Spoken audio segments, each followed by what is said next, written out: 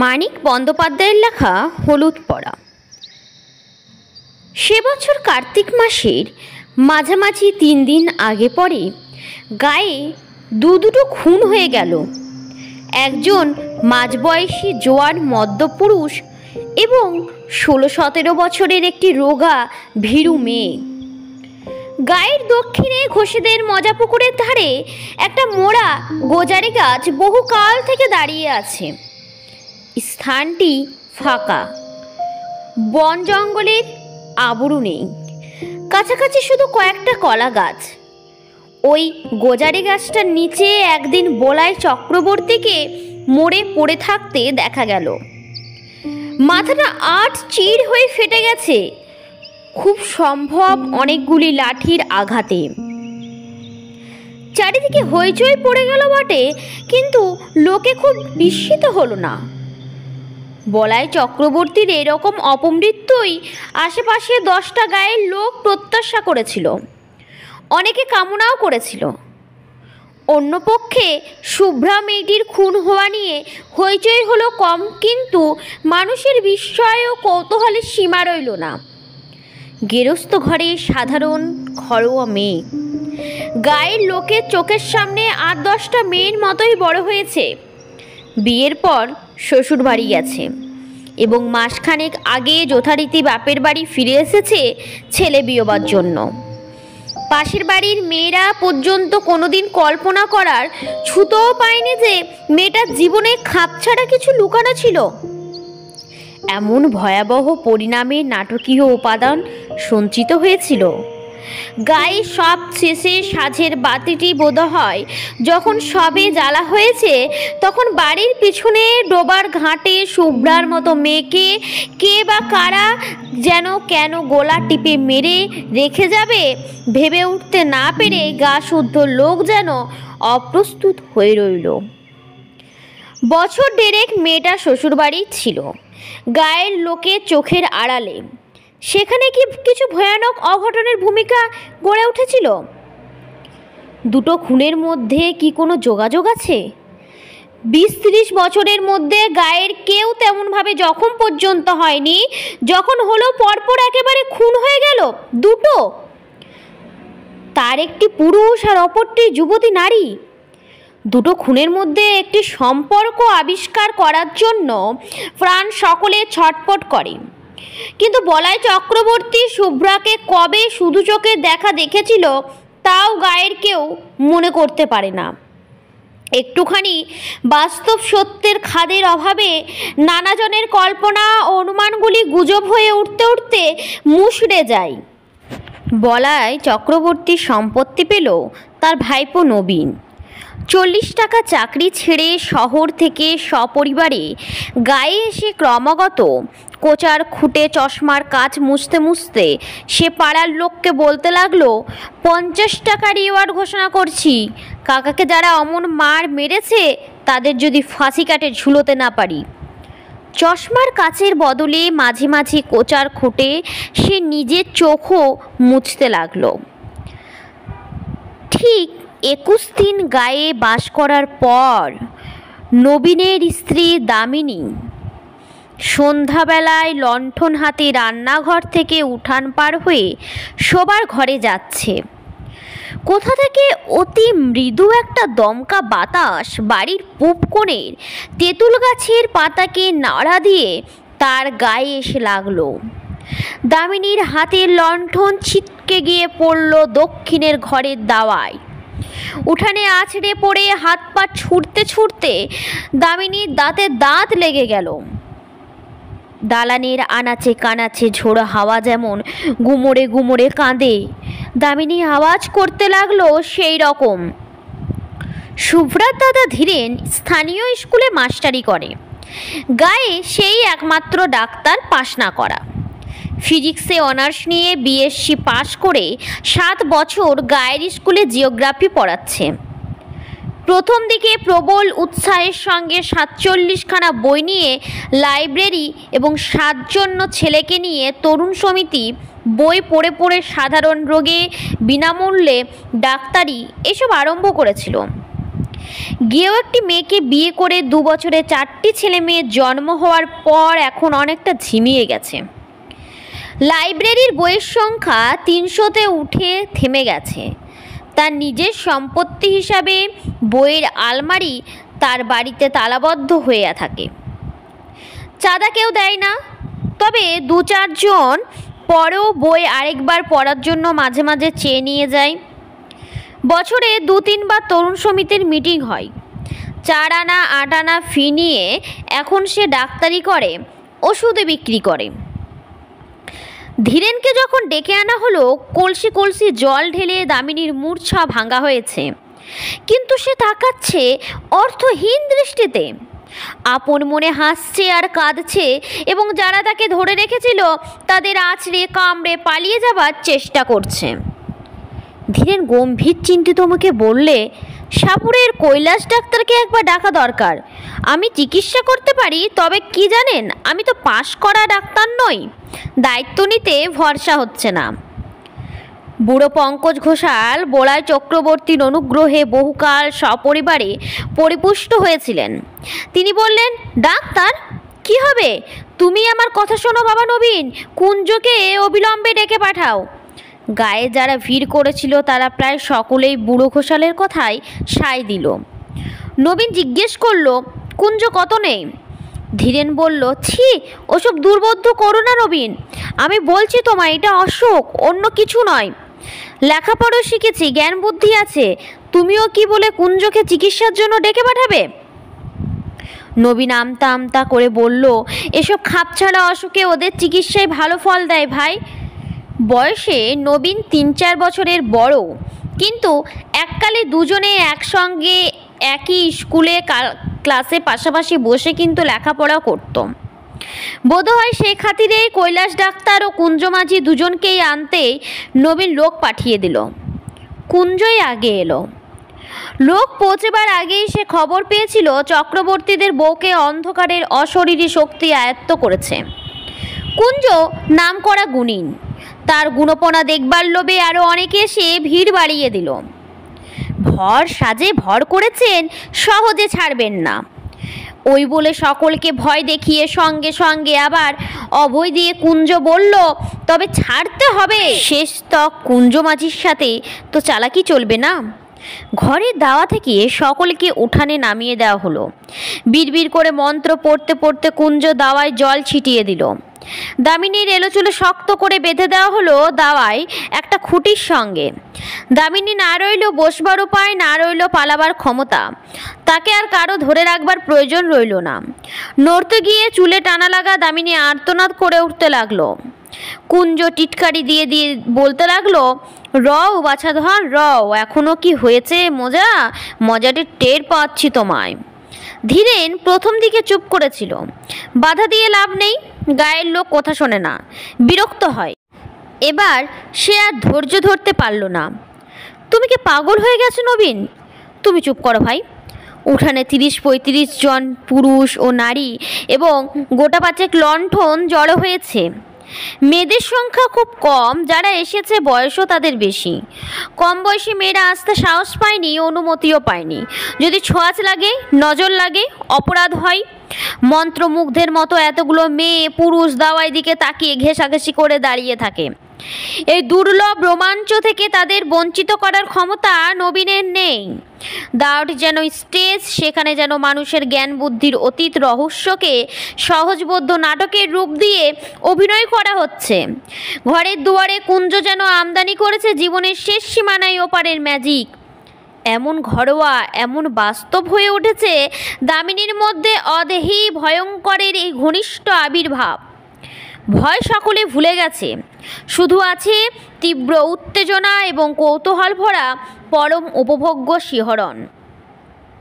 এক পা সামনে এগিয়ে পাশে সরে পিছু হটে সামনে পিছনে দুলে দুলে কুঞ্জ দুর্বোধ্য মন্ত্র আওড়াতে থাকে। মালসাতে আগুন করে তাতে সে 1-2 শুকনো পাতা আর শিকড় পুড়তে দেয়। চামড়া পড়ার মতো একটা উৎকট গন্ধ চারিদিকে ভরে যায়। দামিনীর আর্তনাদ ও ছটপটানি ধীরে ধীরে কমে আসছিল। এক সময় খুঁটিতে পিঠ ঠেকিয়ে কাঠ হয়ে দাঁড়িয়ে সে বোঝা বোঝা চোখে কুঞ্জর দিকে তাকিয়ে নিস্পন্দ হয়ে রইল। তখন একটা কাঁচা হলুদ পুড়িয়ে কুঞ্জ তার নাকের কাছে ধরল। দামিনীর ঢুলু ঢুলু চোখে ধীরে ধীরে বিস্ফারিত হয়ে উঠল। সর্বাঙ্গে ঘন ঘন শিহরণ বয়ে যেতে লাগলো। কে তুই? বল, তুই কে? আমি শুভ্রা গো, শুভ্রা, আমায় মেরো না। চাটুজ্জে বাড়ির শুভ্রা, যে খুন হয়েছে। হ্যাঁ গো হ্যাঁ, আমায় মেরো না। নবীন দাওয়ার এক পাশে দাঁড়িয়েছিল। তার দিকে মুখ ফিরিয়ে কুঞ্জ বলল, ব্যাপার বুঝলেন কর্তা? উঠান থেকে চাপা গলায় বুড়ো ঘোষালের নির্দেশ এলো। কে খুন করেছিল শুভ্রাকে? শুধোও না কুঞ্জ। ও হে কুঞ্জন, শুনছো? কে শুভ্রাকে খুন করেছিল? শুধিয়ে নাও চট করে। কুঞ্জকে কিছু জিজ্ঞেস করতে হলো না। দামিনী নিজে নিজেই ফিসফিস করে জানিয়ে দিল, বোলাই খুড়ো আমায় খুন করেছে। নানাভাবে ঘুরিয়ে ফিরিয়ে অনেকবার তাকে প্রশ্ন করা হলো, কিন্তু দামিনীর মুখ দিয়ে ও কথা ছাড়া আর কোনো জবাব বার হলো না। সে শুভ্রা এবং বলাই তাকে খুন করেছে। তারপর এক সময়ে তার মুখ বন্ধ হয়ে গেল। নাকে হলুদ পড়া ধরে আর তাকে কথা বলানো গেল না। কুঞ্জ অন্য একটি প্রক্রিয়ার আয়োজন করেছিল, কিন্তু কৈলাস ডাক্তার এসে পড়ায় তার সুযোগ পেল না। কৈলাসের চেহারাটি জমকালো, প্রকাণ্ড শরীর, এক মাথা কাঁচা পাকা চুল, মোটা ভুরু আর মুখময় খোঁচা খোঁচা গোঁফদাড়ি। এসে দাঁড়িয়ে ষাঁড়ের মতো গর্জন করতে করতে সে সকলকে গালাগালি দিতে আরম্ভ করলো। কুঞ্জর আগুনের মালসা তার দিকেই লাথি মেরে ছুড়ে দিয়ে বলল, দাঁড়া হারামজাদা, তোকে ফাঁসি কাঠে ঝুলোচ্ছি। ওষুধ দিয়ে বৌমাকে আজ মেরে ফেলে থানায় তোর নামে রিপোর্ট দেব তুই খুন করেছিস। কৈলাস খুঁটিতে বাঁধা চুল খুলে দামিনীকে ঘরে নিয়ে গিয়ে বোলায়ের দাদামশাইয়ের আমলের প্রকাণ্ড খাটের বিছানায় শুইয়ে দিল। প্যাচ করে তার বাহুতে সূচ ফুটিয়ে ঢুকিয়ে দিল ঘুমের ওষুধ। দামিনী কাতরভাবে বলল, আমায় মেরো না গো, মেরো না, আমি শুভ্রা, চাটুজ্জে বাড়ির শুভ্রা। কয়েক মিনিটের মধ্যে সে ঘুমিয়ে পড়ল। দামিনীর মুখ দিয়ে শুভ্রা বলাই চক্রবর্তী নাম করার অনেক বিশ্বাসীর মনে যে ধাঁধা সৃষ্টি হয়েছিল, বুড়ো ঘোষালের ব্যাখ্যা শুনে সেটা কেটে গেল। শুভ্রার 3 দিন আগে বলাই চক্রবর্তী মারা গিয়েছিল, সন্দেহ নেই, কিন্তু শুধু জ্যান্ত মানুষ কি মানুষের গলা টিপে মারে? আর কিছু মারে না? শ্মশানে মশানে দিনক্ষণ প্রকৃতি যোগাযোগ ঘটলে পদফোলা পথিকের ঘাড় তবে মাঝে মাঝে মোটকে দেয় কিসে? ব্যাখ্যাটা দেওয়া উচিত ছিল কুঞ্জগুণীন, কিন্তু বুড়ো ঘোষালের আগেই সকলকে শুনিয়ে দেওয়াতে জোর গলায় তাকে সমর্থন করে নিজের মর্যাদা বাঁচানো ছাড়া তার আর উপায় রইল না। তবে কথাটাকে সে ঘুরিয়ে দিল একটু অন্যভাবে, যার ফলে অবিশ্বাসীর মনে পর্যন্ত খটকা বাঁধা সম্ভব হয়ে উঠল। বলাই চক্রবর্তী শুভ্রাকে খুন করেছে বটে, কিন্তু সোজাসুজি নিজে নয়, কারণ মরার 1 বছরের মধ্যে সেটা কেউ পারে না। ওই সময়ের মধ্যে শ্রাদ্ধ শান্তি না হলে তবেই সোজাসুজি মানুষের ক্ষতি করার ক্ষমতা জন্মায়। বলাই চক্রবর্তী একজনকে ভর করে তার মধ্যস্থতায় শুভ্রাকে খুন করেছে, তার রক্ত মাংসের হাত দিয়ে। না, যাকে সে ভর করেছিল তার কিছু মনে নেই, মনে কি থাকে? এক রাত্রে অনেক কান ঘুরে পরের দিন সকালে কথাগুলি ধীরেনের কানে গেল। অগ্রহায়ণের উজ্জ্বল মিঠে রোদ তখন চারিদিকে ছড়িয়ে আছে। বর্ষার পরিপুষ্ট গাছে আর আগাছার জঙ্গলে যেন পার্থিব জীবনের ছড়াছড়ি। বাড়ির পিছনে ডোবাটি কচুরিপানায় আচ্ছন্ন, গাঢ় সবুজ অসংখ্য রসালো পাতা, বর্ণনাতীত কোমল রঙের অপরূপ ফুল। তালগাছের গুড়ের ঘাটতি কার্তিক মাসেও প্রায় জলে ডুবেছিল, এখন জল কলে অর্ধেকের বেশি ভেসে উঠেছে। টুকরো বসিয়ে ধাপগুলো এবার ধীরেন বিশেষ করে শুভ্রার জন্য বানিয়ে দিয়েছিল 7 মাসের গর্ভ নিয়ে ঘাটে উঠতে নামতে, সে যাতে পা পিছলে আছাড় না খায়। পাড়ার মানুষ বাড়ি বয়ে গায়ের গুজব শুনিয়ে গেল। আবেষ্টনীর প্রভাবে উদ্ভট কথাগুলির সঙ্গে সঙ্গে ধীরেনের মন থেকে বাতিল হয়ে গেল। ক্ষুব্ধ হওয়ার অবসরও সে পেল না। ডোবার কোনো দিক থেকে কিভাবে সে সেদিন সন্ধ্যায় ঘাটে এসেছিল, কেন এসেছিল, এই পুরনো ভাবনা সে ভাবছিল অনেকক্ষণ থেকে। তাই সে ভাবতে লাগলো। একমাত্র এই ভাবনা তাকে অন্যমনস্ক করে দেয়। ক্ষোভ ও বিষাদে তার এত প্রাচুর্য। এখন সে মাঝে মাঝে কিছুক্ষণের জন্য অন্যমনস্ক হতে না পারলে তার অসহ্য কষ্ট হয়। অন্য কোনো বিষয়ে তার মন বসে না। ভাতের থালা সামনে ধরে নিয়ে শান্তি বলল, আমার কিন্তু মনে হয় তাই হবে। নইলে কটকট করে তাকিয়ে ধীরেন ধমক দিয়ে বলল, চুপ, যা খুশি মনে হোক তোমার, আমায় কিছু বলবে না, খবরদার। স্কুলে যাওয়ার পথে যাদের সঙ্গে দেখা হলো মুখে তারা কিছু বলল না, কিন্তু তাদের তাকানোর ভঙ্গি যেন আরও স্পষ্ট জিজ্ঞাসা হয়ে উঠল, কথাটা তুমি কিভাবে নিয়েছো শুনি? পুর ঠাকুর তাকে অনেকক্ষণ দাঁড় করিয়ে রেখে দোষমোচনের জন্য দরকারি ক্রিয়াকর্মের বিষয়ে আলোচনা করলেন, উপদেশ দিলেন। বিশেষ করে বলে দিলেন যে স্কুল থেকে ফিরবার সময় তার বাড়ি থেকে সে যেন তার নিজের ও বাড়ির সকলের জন্য মাদুলি নিয়ে যায়। স্কুলে পা দেওয়ার পর ধীরেনের মনে হতে লাগলো সে যেন বাইরের কোনো বিশিষ্ট অভ্যাগত স্কুল পরিদর্শন করতে এসেছে। তার 7 বছরের অভ্যস্ত অস্তিত্বকে আজ এক মুহূর্তের জন্য কেউ ভুলতে পারছে না। প্রথম ঘন্টারে ক্লাস ছিল। অর্ধেক ছেলে আড়ষ্ট হয়ে বসে আছে, বাকি অর্ধেক নিজেদের মধ্যে গুজগাছ ফিসফিস করছে। নিজেকে জীবন্ত ব্যাঙের মতো মনে হচ্ছিল। বইয়ের পাতায় চোখ রেখে ধীরেন পড়াতে লাগলো। চোখ তুলে ছেলেদের দিকে তাকাতে পারল না। ঘন্টা কাবার হতেই হেডমাস্টার ডেকে পাঠালেন, তুমি 1 মাসের ছুটি নাও ধীরেন। 1 মাসের ছুটি? মথুরবাবু এইমাত্র বলে গেলেন আজ থেকে ছুটি পাবে। আজ আর তোমায় পড়িয়ে কাজ নেই। মথুরবাবু স্কুলের সেক্রেটারি। মাইলখানেক পথ হাঁটলেই তার বাড়ি যাওয়া যায়। চলতে চলতে মাঝপথে ধীরেনের মাথাটা কেমন ঘুরে উঠল। কদিন থেকে হঠাৎ চেতনার ঝুঁকি লেগে মাথাটা তার এরকম ঘুরে উঠছে।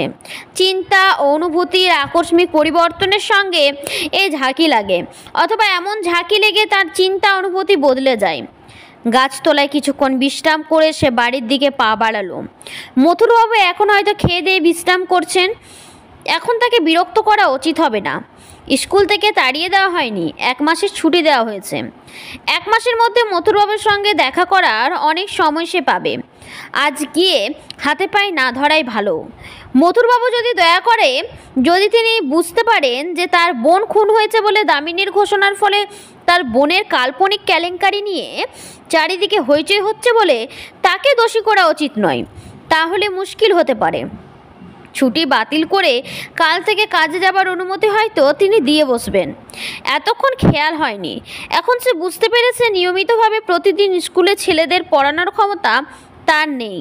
মথুরবাবুর সামনে গিয়ে দাঁড়াতে লজ্জা হচ্ছে। চেনা মানুষের সঙ্গে দেখা হয়ে যাবার ভয়ে সে মাঠের পথ ধরে বাড়ি চলেছে। বাড়ি গিয়ে ঘরের মধ্যে লুকাতে হবে। দুর্বল শরীরটা বিছানায় লুটিয়ে দিয়ে ভারী মাথাটা বালিশে রাখতে হবে। সারা দুপুর ঘরের মধ্যে শুয়ে বসে ছটপট করে কাটিয়ে শেষবেলায় ধীরেন উঠানে বেরিয়ে এলো। মাজা বাসন হাতে নিয়ে শান্তি ঘাট থেকে উঠে আসছিল। ডোবার ধারে প্রকাণ্ড বাঁশঝাড়ের ছায়ার মানুষের মতো কি যেন নড়াচড়া করছে। ধীরেন আর্তনাদ করে উঠল, কে ওখানে, কে? শান্তির হাতের বাসন ঝনঝন শব্দে পড়ে গেল। উঠে পড়ে সে ছাঁচে ছুটে এসে ভয়ার্ত কণ্ঠে জিজ্ঞাসা করলো, কোথায় কে, কোনখানে? বাস ছাড় থেকে চেনা গলায় আওয়াজ এলো, আমি মাস্টারবাবু, বাস কাটছি। কে তোকে বাস কাটতে বলেছে? শান্তি বলল, আমি বলেছি। খেন্তি পিসি বলল, নতুন একটা বাস কেটে আগামাথা একটু পুড়িয়ে ঘাটের পথে তাড়াতাড়ি ফেলে রাখতে। ভোরে উঠে সরিয়ে দেব, সন্ধ্যের আগে পেতে রাখবো। তুমি যেন আবার ভুল করে বাসটা ডিঙিয়ে যেও না। সন্ধ্যার আগে শান্তি আজকাল রাধাবাড়া তার ঘরকন্যার সব কাজ শেষ করে রাখে। অন্ধকার ঘনিয়ে আসার পর ধীরেনকে সঙ্গে না নিয়ে বড় ঘরের চৌকাঠ পার হয় না। ছেলে মেয়েদেরও ঘরের মধ্যে আটকে রাখে। সন্ধ্যা থেকে ঘরে বন্দি হয়ে ধীরেন আকাশ পাতাল ভাবে, আর মাঝে মাঝে সচেতন হয়ে ছেলে মেয়েদের আলাপ শোনে। ছোট পিসি ভূত হয়েছে। ভূত নয়, পেতনি, বেটা ছেলে ভূত হয়। ঘরের মধ্যেও কারণে অকারণে শান্তি ভয় পেয়ে আতকে ওঠে। কাল প্রথম রাত্রে একটা পেঁচার ডাক শুনে ধীরেনকে আঁকড়ে ধরে গোঙাতে গোঙাতে বমি করে ফেলেছিল। বড় ঘরে দাওয়ায় পূব প্রান্তে বসে তামাক টানতে টানতে দিনের আলোয় ম্লান হয়ে এলো। এখানে বসে ডোবার ঘাট আর দুধারের বাঁশঝাড় ও জঙ্গল দেখা যায়। জঙ্গলের পরে সেনেদের কলা বাগান, সেনেদের কাছারি ঘর পাশ দিয়ে দূরে বসেদের মজা পুকুরের তীরে মরা গজারি গাছটার ডগা চোখে পড়ে। অন্ধকার হওয়ার আগেই কুয়াশার প্রথমে গাছটা, তারপর সেনেদের বাড়ি আবছা হয়ে ঢাকা পড়ে গেল। তুমি কি আর ঘাটের দিকে যাবে? শান্তি জিজ্ঞেস করলো। না, তবে বাঁশ পেতে দাও। বাঁশ পাততে হবে না। শান্তি কয়েক মুহূর্ত চুপ করে দাঁড়িয়ে রইল। তোমার চোখ লাল হয়েছে, টকটকে লাল হোক। শোয়ার ঘর আর রান্নাঘরের ভিটের সঙ্গে দুটি প্রান্ত ঠেকিয়ে শান্তি নিজেই বাঁশটা পেতে দিল। কাঁচা বাঁশে দু প্রান্তের খানিকটা পুড়িয়ে দেওয়া হয়েছে। অশরীরী কোনো কিছু এ বাঁশ ডিঙোতে পারবে না। ঘাট থেকে শুভ্রা যদি বাড়ির উঠানে আসতে চায়, এ বাঁশ পর্যন্ত এসে ঠেকে যাবে। আলো জ্বালার আগেই ছেলে মেয়েদের খাওয়া শেষ হলো। সন্ধ্যাদীপ না জেলে শান্তির নিজের খাওয়ার উপায় নেই। ভালো করে সন্ধ্যা হওয়ার আগেই সে তাড়াতাড়ি দ্বীপ জেলে ঘরে ঘরে দেখিয়ে শাকে ফু দিল। 10 মিনিটের মধ্যে নিজে খেয়ে ধীরেনের ভাত বেড়ে ঢাকা দিয়ে রেখে রান্নাঘরে তালা দিয়ে কাপড় ছেড়ে ঘরে গিয়ে ঢুকলো। বিকালে আজকাল সে মাছ রান্না করে না। এঁটো কাটা নাকি অশরীরী আত্মাকে আকর্ষণ করে। খাওয়ার হাঙ্গামা খুব সংক্ষেপে, সহজে এবং অল্প সময়ে সম্পন্ন হয়ে যায়। ঘরে আসবে না? না, এখনও আকাশ থেকে আলোর শেষ আভাসটুকু মুছে যায়নি। 2-3টে তারা দেখা দিয়েছে, আরও কয়েকটি দেখা দিতে দিতে আবার হারিয়ে যাচ্ছে। আরও 1 মিনিট কি 2 মিনিটের মধ্যে রাত্রি শুরু হয়ে যাবে। জীবিতের সঙ্গে মৃতের সংযোগ স্থাপনের সবচেয়ে প্রশস্ত সময় সন্ধ্যা। ভরা সন্ধ্যাবেলায় শুভ্রা দামিনীকে আশ্রয় করেছিল, আর সন্ধ্যার পার হলে রাত্রি আরম্ভ হয়ে গেলে চেষ্টা করেও শুভ্রা হয়তো তার সঙ্গে কথা বলতে পারবে না। আর দেরি না করে এখনই শুভ্রাকে সুযোগ দেওয়া উচিত। চোরের মতো ভিটে থেকে নেমে বাস ডিঙিয়ে ধীরেন পা টিপে টিপে ডোবার মাঠের দিকে এগিয়ে গেল। অদ্ভুত বিকৃত গলায় ডাক শুনে শান্তি লণ্ঠন হাতে ঘর থেকে বেরিয়ে এলো। বাঁশের ওপারে দাঁড়িয়ে হিংস্র জন্তুর মতো চাপা গর্জনের মতো গভীর আওয়াজে ধীরেন তার নিজের নাম ধরে ডাকাডাকি করছে। গেঞ্জি আর কাপড়ের কাদা ও রক্ত মাখা, ঠোঁট থেকে চিবুক বেয়ে ফোঁটা ফোঁটা রক্ত গড়িয়ে পড়ছে। বাসটা সরিয়ে দাও, ডিঙিয়ে এসো, বাস ডিঙিয়ে চলে এসো। কি হয়েছে? পড়ে গেছো নাকি? ডিঙোতে পারছি না, বাস সরিয়ে দাও। বাস ডিঙোতে পারছে না? মাটিতে শোয়ানো বাস। শান্তির আর এতটুকু সন্দেহ রইল না। আকাশ ছেঁড়া তীক্ষ্ণ গলায় সে আর্তনাদের পর আর্তনাদ শুরু করে দিল। তারপর প্রতিবেশী এলো, পাড়ার লোক এলো, গায়ের লোক এলো, কুঞ্জও এলো। 3-4 কলস জল ঢেলে ধীরেনকে স্নান করিয়ে দাওয়ায় খুঁটির সঙ্গে তাকে বেঁধে ফেলা হলো। মন্ত্র পড়ে জল ছিটিয়ে মালসার আগুনে পাতা ও শিকড় পুড়িয়ে ঘণ্টাখানেকের চেষ্টায় ধীরেনকে কুঞ্জ নিঝুম করে ফেলল। তারপর মালসার আগুন কাঁচা হলুদ পুড়িয়ে ধীরেনকে নাকের গড়ায় দিয়ে বজ্রকণ্ঠে সে জিজ্ঞাসা করল, কে তুই? বল, তুই কে? ধীরেন বলল, আমি বলাই চক্রবর্তী। শুভ্রাকে আমি খুন করেছি। এই ছিল আজকের আমার হলুদ পড়া গল্পটি। গল্পটি কেমন লেগেছে অবশ্যই কমেন্ট করে জানাবে। আর যদি তোমাদের ভালো লেগে থাকে অবশ্যই লাইক শেয়ার করতে ভুলবে না এবং আমার চ্যানেলটিকে সাবস্ক্রাইব করতে ভুলবে না। এই গল্পটি যদি প্রশ্ন উত্তর চাই তো অবশ্যই কমেন্ট সেকশনে আমাকে জানাবে। আমি এ বিষয়ে একটা ভিডিও করে দেব এবং এটাও জানিয়ে দেব যে কীরকম প্রশ্ন উত্তর তোমাদের এক্সামে আসবে সে বিষয়ে। তো আজকে আমার এই ভিডিওটি এখান পর্যন্তই থাকলো। তোমরা কিন্তু ভালো থাকবে, সুস্থ থাকবে। আমি নেক্সট ভিডিও খুব শীঘ্রই তোমাদের জন্য নিয়ে আসবো।